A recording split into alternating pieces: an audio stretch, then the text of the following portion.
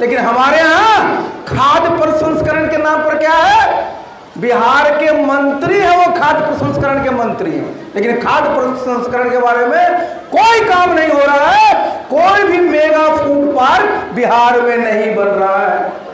बताइए, इस प्रदेश का मंत्री है खाद्य प्रसंस्करण विभाग का, और उसको हिम्मत नहीं है कि प्रधानमंत्री जी से कह करके कम से कम एक नॉर्थ बिहार में और एक साउथ बिहार में मेगा फूड पार्क बनाए, जिससे कि हमारे लाखों किसानों का फायदा होगा, हमारे लोगों को रोजगार मिलेगा। अब सहमत है कि नहीं, बताइए जरा, ये करना चाहिए कि नहीं?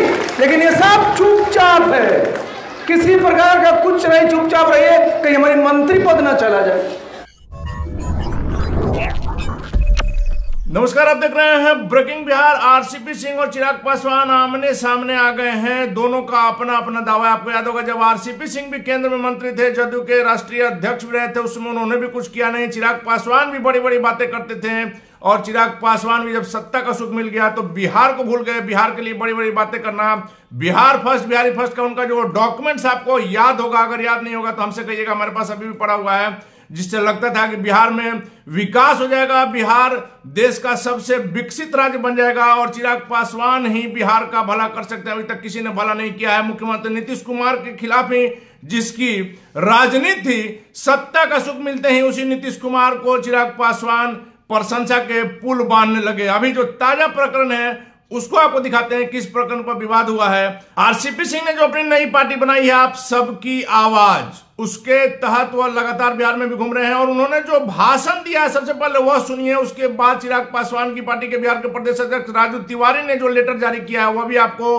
दिखाएंगे और बताएंगे कि राजू तिवारी जी, आप भी जानकारी रख लीजिए, उसके बाद लेटर जारी कीजिए, क्योंकि जो आपने लेटर जारी किया है हमारी समझ से उसमें काफी कुछ कमियां हैं, और दर्शक इसको तय करेंगे कि क्या सही है। निश्चित तौर पर कमेंट बॉक्स में आप बताइएगा। फिलहाल आप सुनिए आरसीपी सिंह का वो बयान, जिसके बाद चिराग पासवान के निर्देश पर उनके प्रदेश अध्यक्ष राजू तिवारी ने लेटर जारी किया। सबसे पहले आप वो वीडियो देखिए। बिहार में प्रकृति ने जो हमारी भूमि दी है ना, जो हमारी जमीन है, बहुत ही उपजाऊ जमीन है। इससे उपजाऊ जमीन सिर्फ कुछ ही प्रदेश में है, चाहे उत्तर प्रदेश।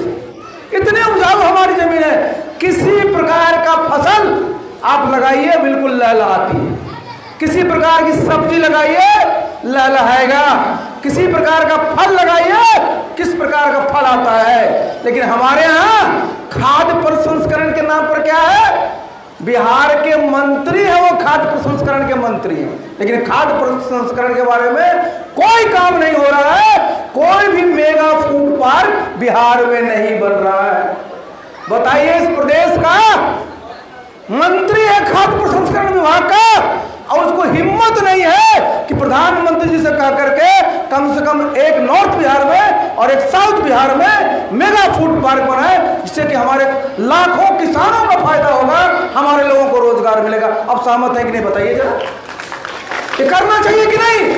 लेकिन ये सब चुपचाप है, किसी प्रकार का कुछ नहीं, चुपचाप रहिए, कहीं हमारी मंत्री पद ना चला जाए। तो आपने देखा, सीधे तौर पर आरसीपी सिंह का कहना है कि food processing minister Chirag Paswan, हालांकि उन्होंने नाम नहीं लिया, लेकिन आप समझ रहे हैं। और निश्चित तौर पर फूड प्रोसेसिंग के क्षेत्र में या सारे क्षेत्रों में बिहार में काम करने की आवश्यकता है, लेकिन सभी लोगों ने बिहार में सिर्फ दिलासा दिया है, काम किसी ने नहीं किया। चिराग पासवान जो युवाओं के आदर्श माने जाते हैं, उन पर लोगों का एक भरोसा था, लेकिन केंद्र में मंत्री बनने के बाद क्या कुछ दिखते हैं कि चिराग भी चुप हैं। और निश्चित तौर पर जब चुनाव आ रहा है उसमें चिराग पासवान को भी जवाब देना होगा, आप बच नहीं सकते हैं। इसके बाद आपको दिखा रहे हैं वो लेटर जो चिराग पासवान के बिहार के प्रदेश अध्यक्ष राजू तिवारी ने जारी किया है, और इसमें हमारी समझ से कुछ रुटियां देखिए। सीधे तौर पर आपको लेटर दिखा रहे हैं राजू तिवारी ने जो जारी किया है। आपको मेन मुद्दे पर आते हैं कि श्रीमान, आप मुझसे उम्र में काफी बड़े हैं, राजनीतिक अनुभव में मुझसे ज्यादा है, लेकिन फिर भी मुझे लगता है कि अभी भी आपको जानकारी का अभाव है। राजू तिवारी ने जो कहा है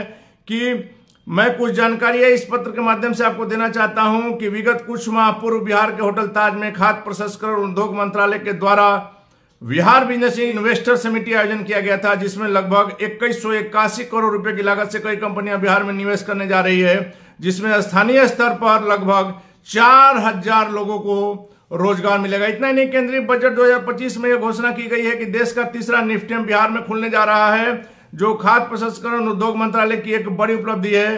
अब तक देश में मात्र 2 ही निफ्टेम, पहला हरियाणा के कुंडली में और दूसरा तंजावुर में। यह भारत सरकार के खाद्य प्रसंस्करण मंत्रालय के तहत एक प्रमुख संस्थान है जो खाद्य प्रौद्योगिकी, उद्यमिता और प्रबंधन के क्षेत्र में शिक्षा, अनुसंधान और प्रशिक्षण प्रदान करता है।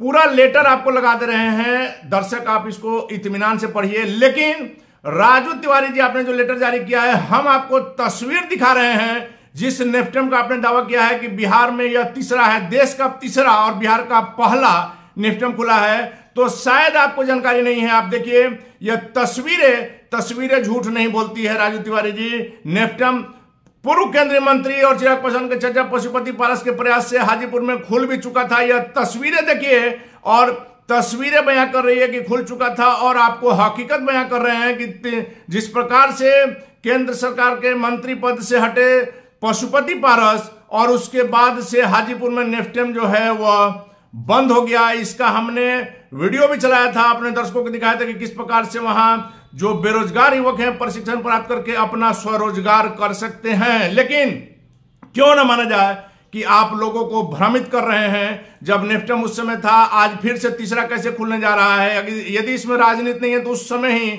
इस पर आवाज क्यों नहीं उठाई गई, और आज क्यों कहा जा रहा है कि देश का तीसरा और बिहार का पहला नेफ्टेम यहां पर खुलने जा रहा है? तो पहली बात यही है। निश्चित तौर पर दर्शकों से आग्रह है कि आप कमेंट बॉक्स में बताइए कि चिराग पासवान जो काम कर रहे हैं, आरसीपी सिंह का भी हमने शुरू में कहा कि आरसीपी सिंह भी चाहते तो बहुत कुछ कर सकते थे। लालू प्रसाद यादव लगातार उस समय आरोप लगाते थे कि आरसीपी टैक्स चल रहा है। अपना जब समय रहता है तब इन नेताओं की चुप्पी हो जाती है, और जैसे ही हटते हैं उसके बाद बड़ी बड़ी बातें करते हैं। सत्ता का सुख मिलते ही मुंह पर ताला क्यों लग जाता है? निश्चित तौर पर कमेंट बॉक्स में बताइएगा। और चिराग पासवान से भी जनता यह सवाल निश्चित करेगी आने वाले चुनाव में, चूंकि चुनावी वर्ष है और कोई भी नेता जनता का जवाब देने से बच नहीं सकता है। तमाम खबरों के लिए बने रहें ब्रेकिंग विभाग से।